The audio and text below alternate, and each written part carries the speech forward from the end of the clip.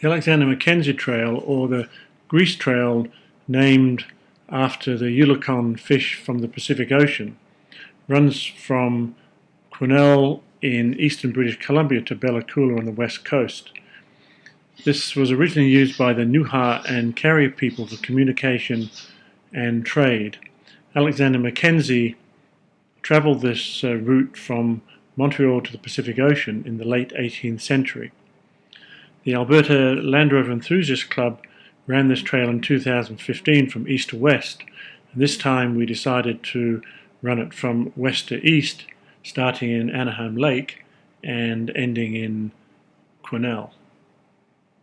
The group consisted of 12 members, 4 defenders and 2 discoveries, and the first night we spent on Anaheim Lake, which is the beginning of the Blackwater, at Escott Bay Lodge, which was owned by Jim and Belinda. This was a very weedy lake, but it's, as mentioned, it's the beginning of the Blackwater River.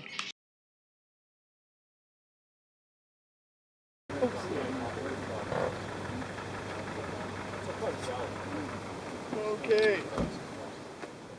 So how many hundreds of litres do you have, Orville?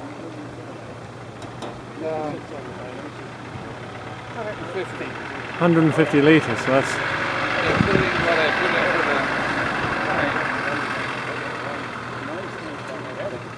the... Well, we'll get you 100 kilometres that.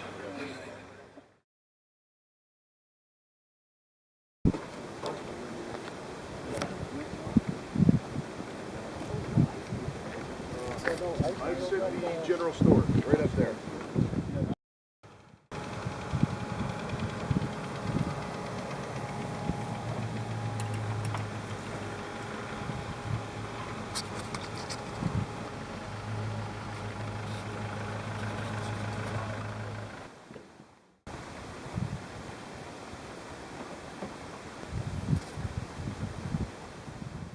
The first stop after hitting the trail was at Ellicott Lake Lodge. This is a lodge owned by Aaron and Jennifer, who hail from Ontario. The lodge is on the northwest shore of the lake and can be accessed by the trail, as well as a float plane that is owned by Aaron. Both Aaron and Jennifer were very hospitable during our stay, and it was a great way to start the trip.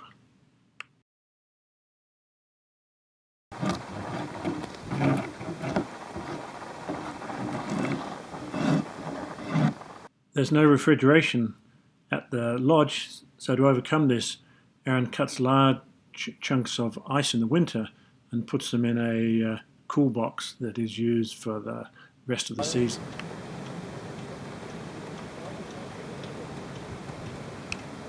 Some of the group enjoyed the scenery while David and Orville took one of the canoes out onto the lake.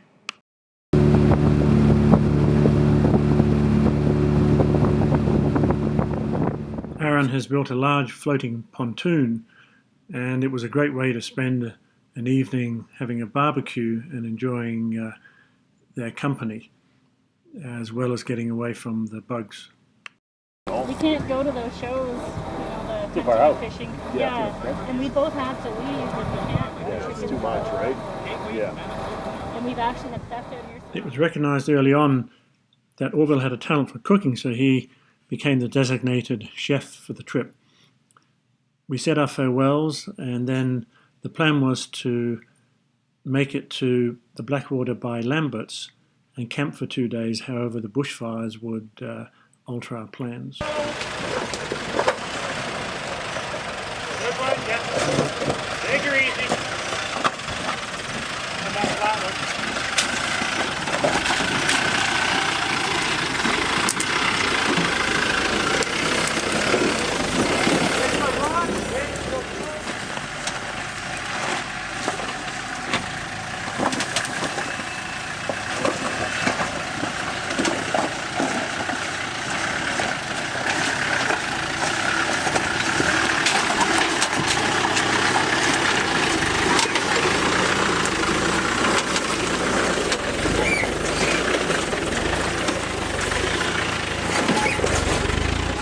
We reached a meadow, which was a good opportunity for Cam to take some pictures, as we're at the origin of the Blackwater, and also further on there was a somewhat bizarre road sign.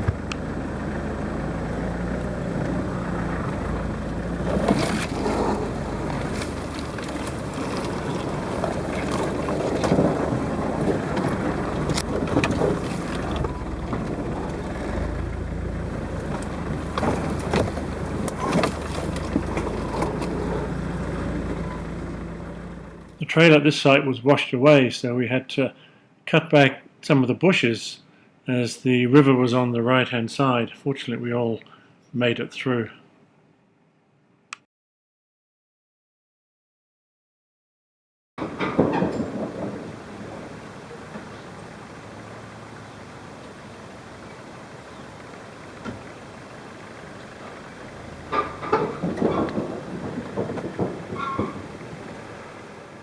We arrived at Ed Lambert's ranch in the afternoon, and we hoped we'd be able to find out what the trail was like ahead, as Aaron and Jennifer told us there were fires east of us. So we decided to push on and left a note for Ed Lambert. You can see Ed has a beautiful old Series 1 Land Rover. So we took our chances and pushed on towards Rob and Linda's and did hit the fire, and fortunately we were able to make it through. The fire was an active fire and there were firefighters there, and some of the members of the team actually helped with clearing some of the trees.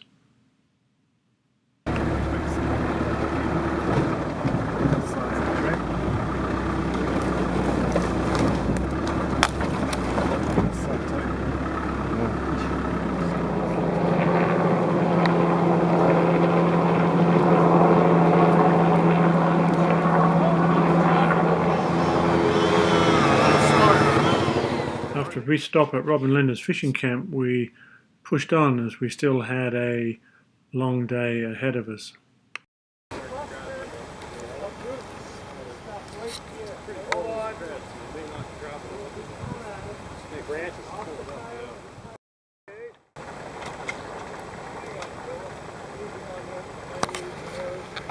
You remember this, Trevor?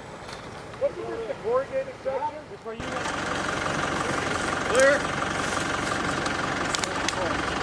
Stand on those brakes, Jeffrey.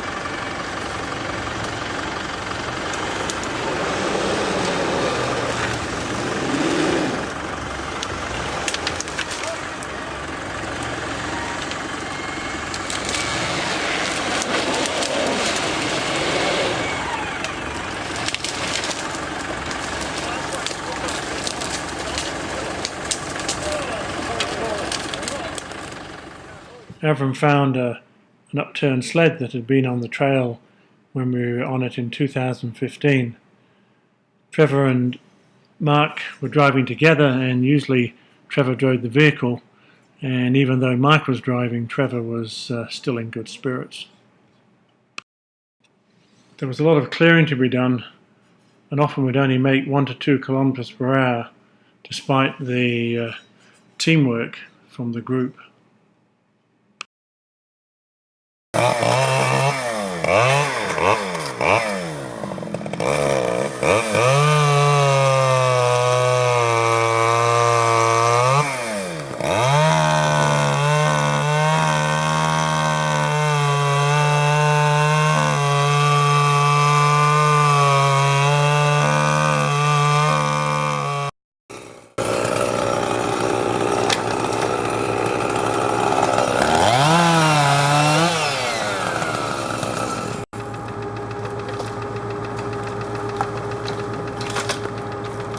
Do they need help up there clearing stuff?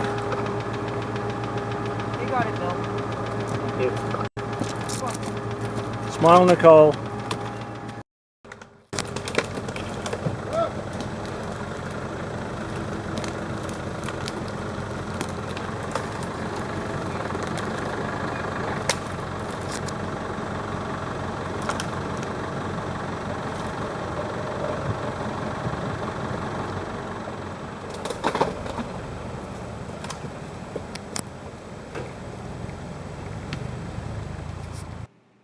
As the light started to fade, we finally caught a glimpse of Toshka Lake, but realised we still had a fair distance to go before we would arrive at the campsite. This was Glenn's first Alexander Mackenzie trip, and he drove the trail like an old pro in his Defender 90. Still more logs to clear, spread out like pickup sticks that we all played as a child. At last we arrived at the Toshka Lake campground. This is a beautiful area, and where we camped there's a small rivulet that runs into the main lake, which has been good for fishing in the past. After we arrived, we pitched our tents along the shoreline, and Curtis and Nicole found a beautiful spot on the point. The fishing camp was abandoned many years ago, and some of the old boats are still lying around. The actual lodge burned down several years ago. We spent 2 nights and a whole day there, and it gave the group an opportunity to catch up on some rest and relaxation and do a little bit of truck maintenance. One of the evening meals was Trevor's clam chowder, which has a reputation for being very rich but delicious. The morning we left, Curtis was backing his truck out and it got stuck in the lake, and the group had to come to his rescue, so an exciting start to the day.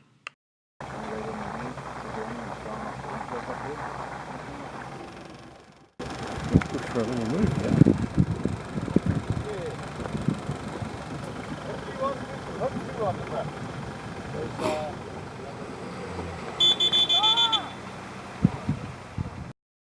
After draining the water out, Curtis was ready to roll, and his truck was the cleanest of the whole group. We said goodbye to beautiful Toshka Lake and then drove on. We passed through a ranch owned by Jim, who hails from Nevada and has been farming this area for about 43 years. He's there with his son Troy and his grandson Wes, who was there for the holidays. They were very hospitable, and it was great for the group to have a chance to talk to them. They also have some amazing vehicles on the property, some old Jeeps and other bits of machinery that they've had for many years. We passed through and then had a stop on the trail so Orville could adjust some of his gas cans that seemed to come loose all the time. Trevor noticed that his rear right tyre was a bit soft. However, with a little bit of extra air, we thought we could keep the pressure up until we arrived at our next camp, which was going to be on the Blackwater River. We then drove towards the Messu wagon crossing camp entrance, only to realise that the bridge was impassable, and so we would have to go around that, and indeed we had some fun and games getting through.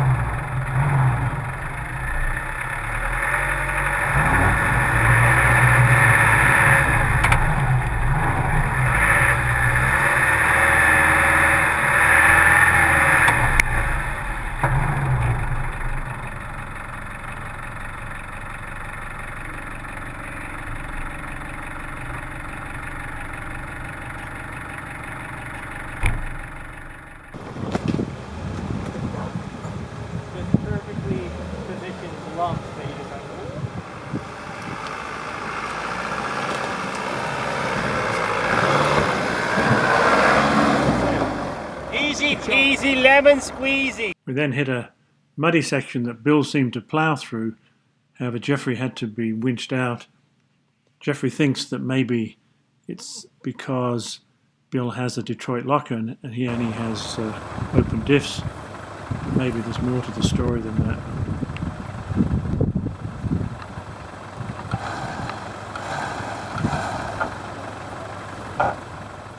Cam had done some off-roading in New Zealand, however, nothing as adventurous as the Alexander Mackenzie Trail. So Jeffrey let Cam take the wheel and try his luck at a muddy and rocky section.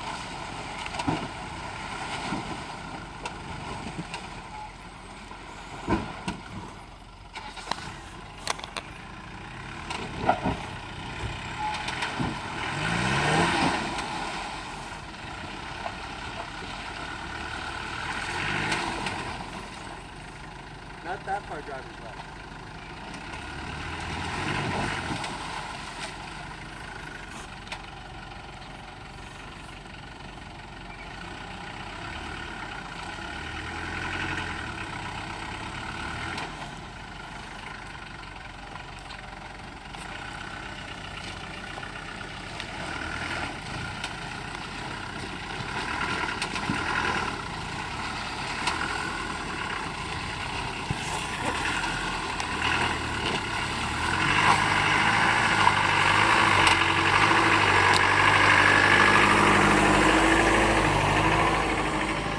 We then hit a shallow watery section which gave the lads a chance to show their trucks off.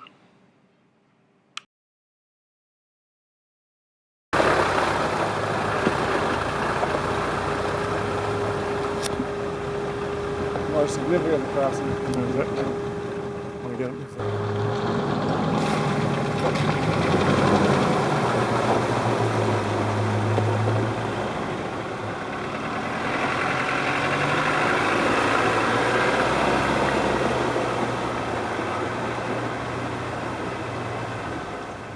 We then drove on to our next campsite, which was on the Blackwater River, where we intended to stay for 2 days for some relaxation and fishing.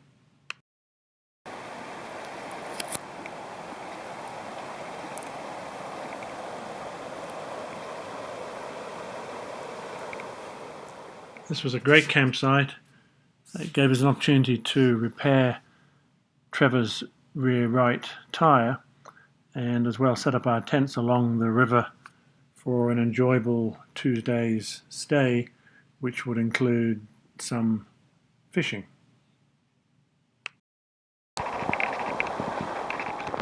Cam, who was seen standing by Jeffrey's Defender, came all the way from New Zealand to go on the trip and was a novice fly fisherman, however learned very quickly. Trevor, Mark, Jeffrey, Cam and Craig were the fishermen of the group, and most of us had great success, and we did keep one larger fish that we then ate the following day.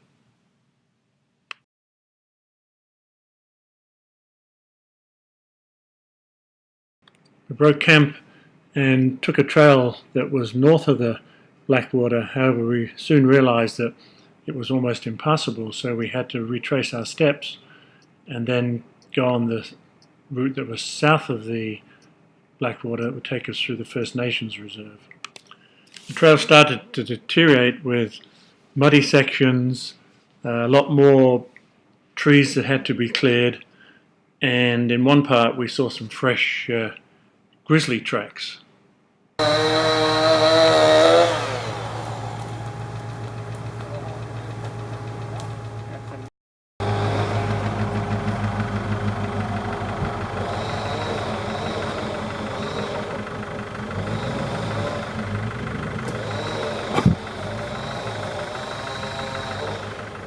Hug that side, Orville!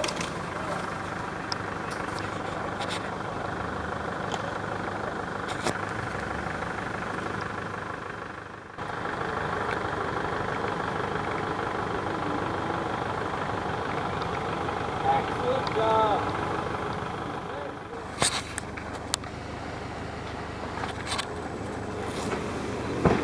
Ooh, ooh.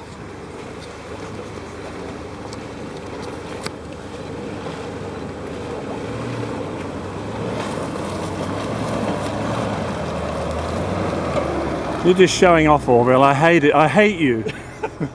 After driving for a few hours, we found a delightful meadow to stop and have lunch, and the group thought that the rest of the day was probably going to be fairly easy driving, but we were in for a surprise, as you will see a bit later on. However, first a lovely water crossing and a parade of the trucks with a chance to clean the underbody.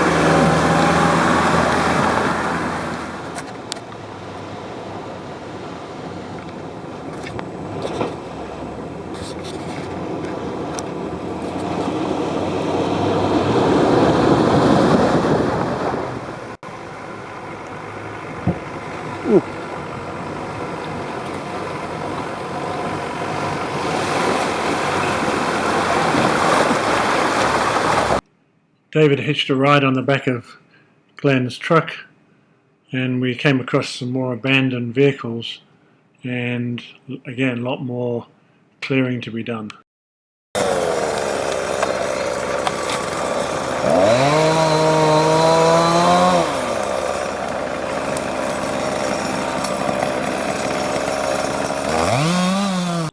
We arrived at the First Nations Reserve and drove through it and found the trail just past that.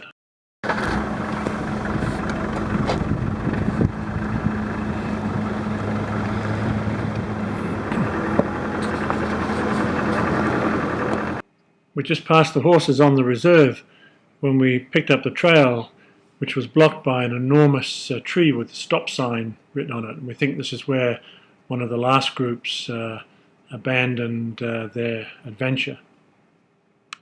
We decided that this wasn't going to stop the Alberta Land Rover Enthusiast Club, and Mark and Curtis made short work of the log with their giant chainsaws.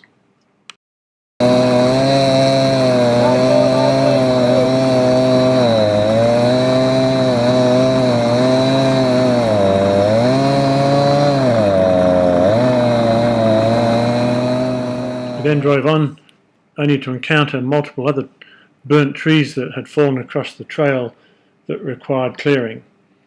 And we often had at least 4 chainsaws going and the rest of the people clearing the debris.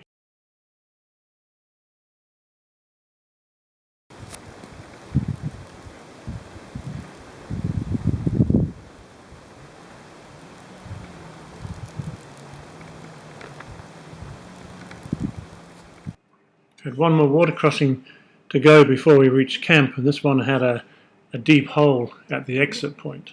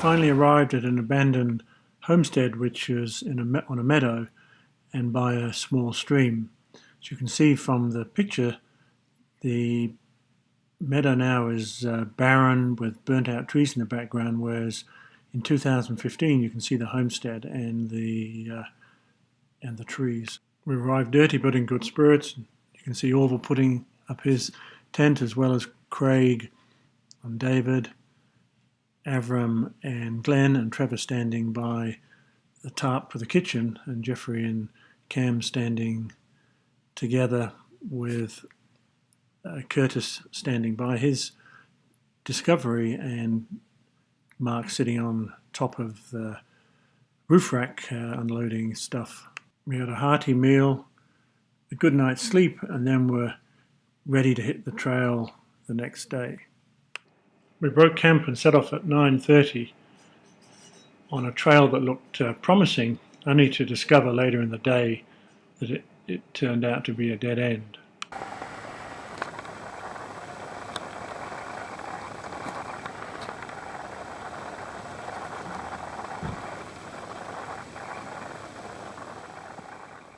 The problem was we did all this hard work for nothing, but the only consolation was that it made the trail easier to drive on the way back.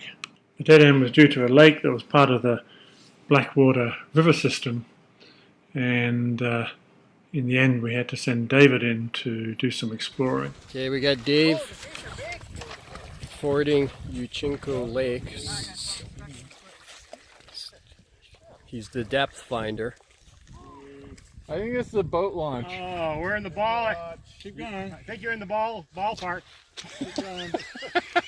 I don't think the Land Rover's going to go in that deep. Pretty much answers our Okay, no swimming. Keep walking. Keep going, but we'll check. Walk 20 feet that each answers our direction just question. to check and see if it gets any shallower or deeper. Just a bit further, David. How is it? Refreshing? Oh, that's right. Yeah. Bit further. Turnaround spots. I think that's it. Yeah, because I think. Okay, that's not good. Keep going. No swimming. Stop that. Okay, we're too deep for the vehicles. Is somebody counting how long he's down for? It's just a little hole. It'll be shallow on the We're outside. down here. Oh. Okay, it's about 7 feet there. I'll bet you, because according to, I think we're here somewhere. there's a trail? No point. Let's just, I think we should just get back. This looks like, is this the start of the lake? Good job, Dave. Down there, Bill. You're going to get the gold star I today. think we're ready here. There's a beaver lodge over there. Oh, is that on the map? We just drove past the little lake, right? Yeah. So Or lost. But there is a trail on the other side.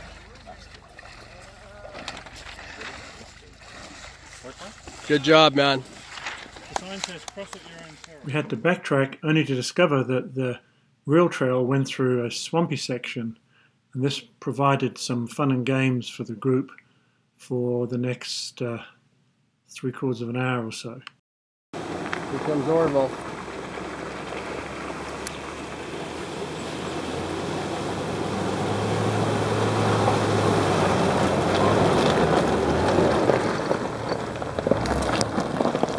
Jim, you gonna guide him across, Jim?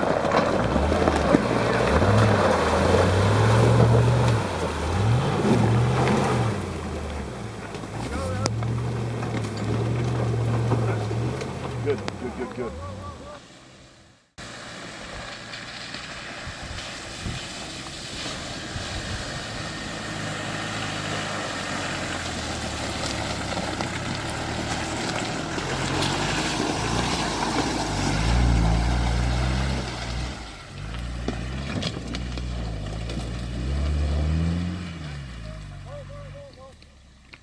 Okay, Glenn. Good.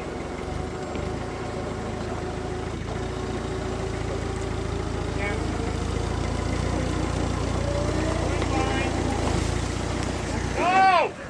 He's gonna fall into this hole on this side. Okay, Jeffrey, first gear, come ahead. First gear, lightly ahead. Okay, good Right. job. Wait. Here comes Glenn. Come on, Jeffrey got stuck. There's Glenn crossing the Beaver Dam swampy area.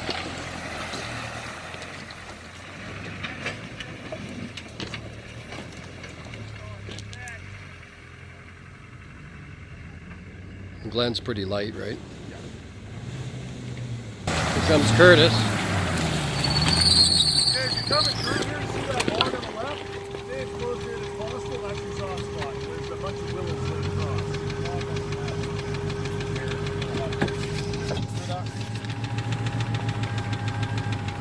There goes Curtis going through the beaver dam swampy spot.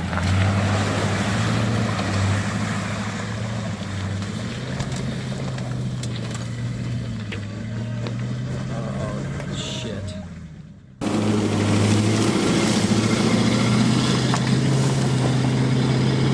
Okay, whoa!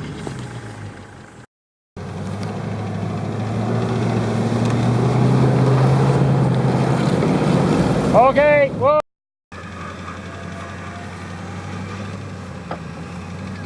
Whoa!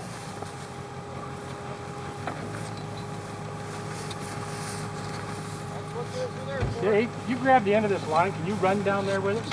I can.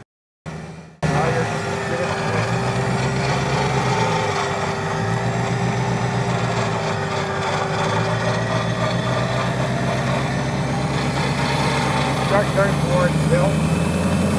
Good.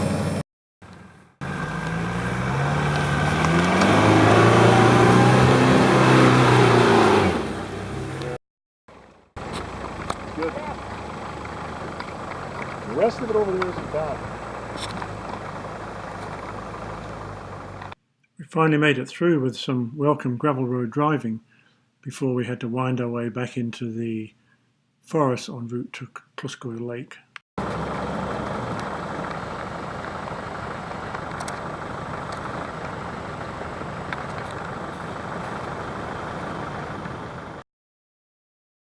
We had a brief stop for lunch where we found some delicious raspberries, and then we set off for the rest of the day, which was going to be a long one. Couple big rocks in that valley, so follow my line if you can. And that should keep you in between them. It took about 6 hours to get to the Toshka Lake campsite, as there was a tremendous amount of clearing that needed to be done, and we were probably doing about half a kilometre an hour.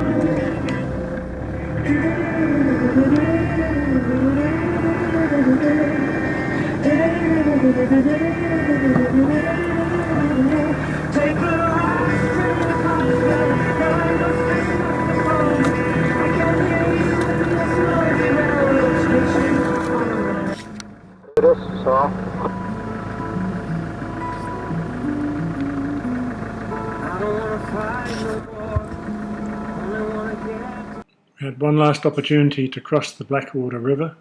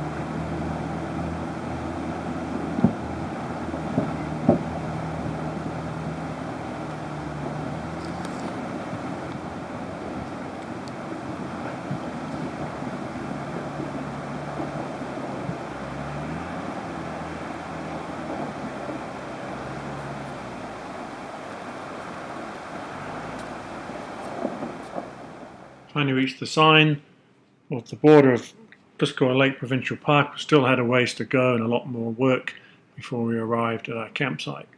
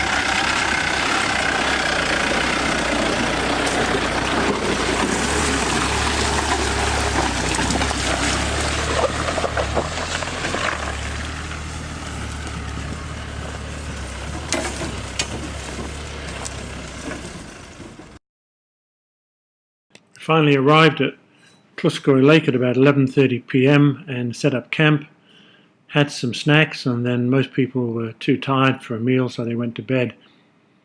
Next morning was a bright sunny day and we had an early breakfast, and Cam noticed a black bear on the point across the lake.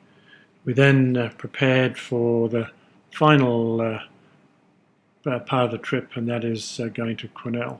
We came across our last abandoned truck riddled with bullet holes, and Trevor ran over a stump that perforated the floor of the Defender, and this required some careful work to disengage him from the tree. Just at that time we came across some quadders who were going from Quesnel to Anaheim. However, they had to turn back due to the forest fires. So we reached the end of the trail, had a photo of the vehicles taken and a group photo of the members in front of the sign, and then headed into Quesnel. A trip like this takes an enormous amount of preparation, and we had to carry all our own food with us, fuel, spare parts, and importantly make sure that we had enough chainsaws to clear the logs that crossed the trail. It's also important to have good leadership, and we were fortunate to have Bill Inch, who is on the left, and Trevor Myler on the right, both of whom have a vast amount of experience in off-roading. The trip is all about teamwork, and Nicole and Curtis were a prime example of a couple who work well together. They have a 2002 Disco 2 with an OME lift and a rear Detroit locker, an ARB roof rack safari snorkel, and a 1,200-pound winch. They also have an ARB awning tent that can be seen in some of the pictures. They have an awe-inspiring lifter rattle, travelled on 33-inch BFG KM2 tyres, and a great sense of humour that was evident when they got stuck in the lake. The next team in the group were Bill, who's on the left, and Craig on the right. These two have known each other for a long time, and both of them have a vast amount of wilderness experience. As well as being one of the team leaders, Bill was always willing to be one of the depth sounders to determine whether the crossings were too deep for the vehicles. Craig has a great smile, a booming voice, and always 1,000 stories to tell. Bill has a 1985 110 XMOD 3-door radio truck with 2 jerry can compartments that carry an additional 80 litres of fuel. He has a rear Detroit locker and travels on stock 235/85 R16 tyres. As well, he has a rear tank guard and helper springs, the likes of which the other 2 long wheelbase Defenders had. All of the vehicles had a winch and rock sliders, which were useful on the trip. Jeffrey, who's on the left, and Cam on the right travelled together. Cam came all the way from New Zealand to go on this trip. Cam has a more modern Defender at home and is a member of the local Land Rover Enthusiast Club. He was also a coffee connoisseur and travelled with his own beans and grinder that he used to make his espresso each morning. Jeffrey has a 1996 Defender 300 TDI that was originally a specials vehicle that had been kitted out years ago to go on a safari in South Africa. It has a 2-inch lift, a heavy-duty steering, a wheel arch tank and an aluminum roof rack. There are no lockers, so an open diff, and he travelled on 235 AT2 grabber tyres. The next team was Overland David. David was the youngest member of the group and has his own earlier model Defender that was not quite ready for the trip. David was a real wizard with a chainsaw and a tireless worker throughout the whole adventure. Orville has a 2002 Disco 2 with rock sliders, Ashcroft lockers front and rear, a lift and lots of underbody protection. As was Curtis's Disco, the V8s had to travel with lots of extra fuel. Two other team members were Trevor on the right and Mark on the left. Mark owns a Nissan Xterra, however, we still let him come on the trip. Mark was awesome with a chainsaw and great company. Trevor, who can be seen tightening one of the wheel bearings before we hit the trail, was a great support to the more novice members of the group. Trevor also enjoys one of the other great pleasures in life, that is fishing. Trevor owns a 1998 300 TDI Defender, which was part of the US team for the 1998 Camel Trophy. Trevor has a full Camel Trophy kit, custom rock sliders, Detroit True Tracks front and rear, and he drives it on 33-inch Toyo MTSs. Final two members were Avram, who's on the left, and Glenn on the right. This was their first big off-roading trip in the Defender. Avram has spent a lot of his life outdoors and also has a lot of experience in the forestry industry, so his skill with the chainsaw was very helpful. Glenn has a 1989 Defender 90 with a 2-inch lift, rock sliders and a fuel tank guard. He runs it on 235 816 BFG all-terrain tyres. So we all said our farewells after having a tremendous trip and had lots of wonderful memories to take home with us. This video is dedicated to Orville Chubb. Orville died shortly after the trip, and this has been a tremendous loss for his family and the club members. Orville was a true Land Rover enthusiast, and the trip on the Alexander Mackenzie Trail was one of the things that he had on his bucket list to do. Orville loved life, was a wonderful team member on the trip, a phenomenal cook, and we will miss his presence in the future at our Land Rover meetings.